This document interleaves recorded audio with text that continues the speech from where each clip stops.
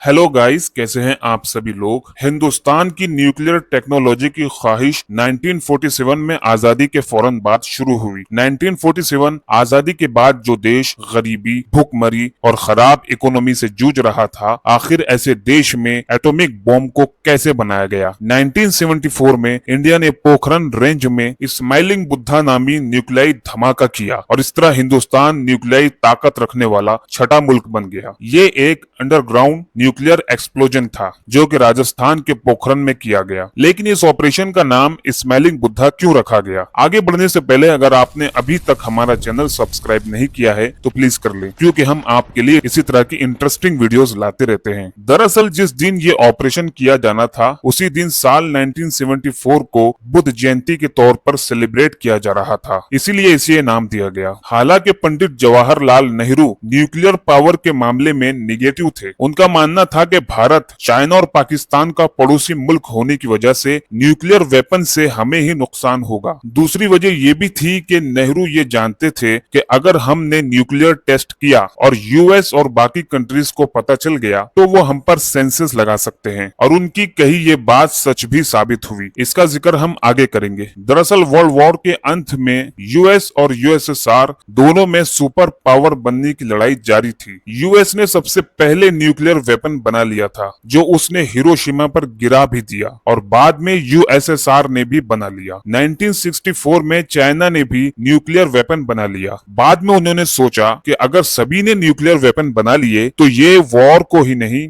बल्कि पूरी दुनिया को खत्म कर देंगे। तो उन्होंने एक ट्रीटी साइन की जिसका नाम था नॉन प्रोलिफरेशन ट्रीटी, जिसमें कुछ कंडीशन रखी गई कि जिन कंट्रीज के पास न्यूक्लियर वेपन है सिर्फ उन्हीं को अधिकार है कि वो न्यूक्लियर हथियार बना सकते हैं, और बाकी स्टेट ना तो न्यूक्लियर हथियार बना सकते हैं और ना ही किसी से एक्वायर कर सकते हैं और ना ही टेस्ट कर सकते हैं। भारत का स्टैंड बिल्कुल सही था, क्योंकि इस ट्रीटी के बाद भी कई कंट्रीज जैसे कोरिया, पाकिस्तान ने न्यूक्लियर हथियार बना लिए। तो इनके पास टेक्नोलॉजी कहां से आ गई? जाहिर है चाइना से। तो भारत क्यों ना न्यूक्लियर मिसाइल रखे? इंडिया ने इस ट्रीटी पर साइन करने से मना कर दिया, जो कि ग्लोबल डिस्कशन का विषय बन गया। 1962 में भारत चाइना के दरमियान युद्ध हुआ जिसमें भारत को पीछे हटना पड़ा। 1965 से 1971 के दरमियान भारत पाकिस्तान का युद्ध हुआ, इसमें भारत की जीत हुई। 1964 के चाइनीज न्यूक्लियर टेस्ट ने इंडियन डिफेंस को काफी चिंतित कर दिया। तब भारत को लगने लगा कि हमारे पास भी न्यूक्लियर पावर होनी चाहिए। प्राइम मिनिस्टर जवाहरलाल नेहरू के तहत हिंदुस्तान ने 1948 में एटॉमिक एनर्जी कमीशन एस्टेब्लिश किया और पीसफुल न्यूक्लियर रिसर्च शुरू की, खासतौर पर डॉक्टर होमी जहांगीर बाबा के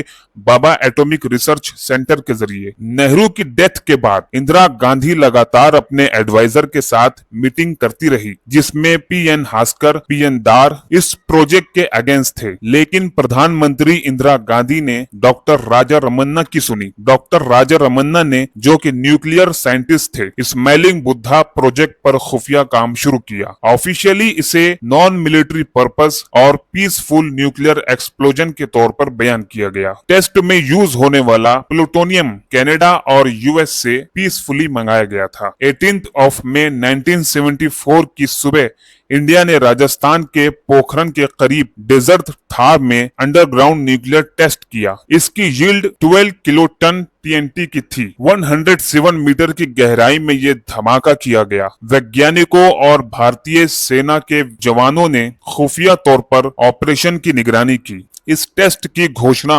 प्रधानमंत्री इंदिरा गांधी ने इस संदेश के साथ की थी कि भारत ने एक शांतिपूर्ण परमाणु उपकरण विस्फोट किया है। यूनाइटेड स्टेट और कनाडा ने इस टेस्ट को क्रिटिसाइज किया। अमेरिका ने प्रतिबंध लगा दिए और भारत के साथ परमाणु सहयोग रोक दिया। पाकिस्तान ने जवाब में जुल्फिकार अली भुट्टो के दौर में अपने न्यूक्लियर प्रोग्राम को तेज किया। अगरचे भारत ने 1974 के टेस्ट के बाद फौरी तौर पर हथियार नहीं बनाए थे, लेकिन उसने भारत की न्यूक्लियर पावर के प्रोग्राम की बुनियाद रखी, जिसका इख्तिताम 1998 में पोखरण 2 टेस्ट पर हुआ, जिसकी यील्ड 45 किलोटन टीएनटी की थी। यानी हिरोशिमा नागासाकी से भी दुगनी क्षमता वाला न्यूक्लियर वेपन हमने बना लिया था 1998 में अटल बिहारी वाजपेयी के दौर में। 1998 में यूएस ने भारत पर सैटेलाइट छोड़े ताकि इन पर नजर रखी जाए, कहीं टेस्ट वगैरह तो नहीं कर रहे। ऐसे में एपीजे अब्दुल कलाम ने अपने तूफानी दिमाग से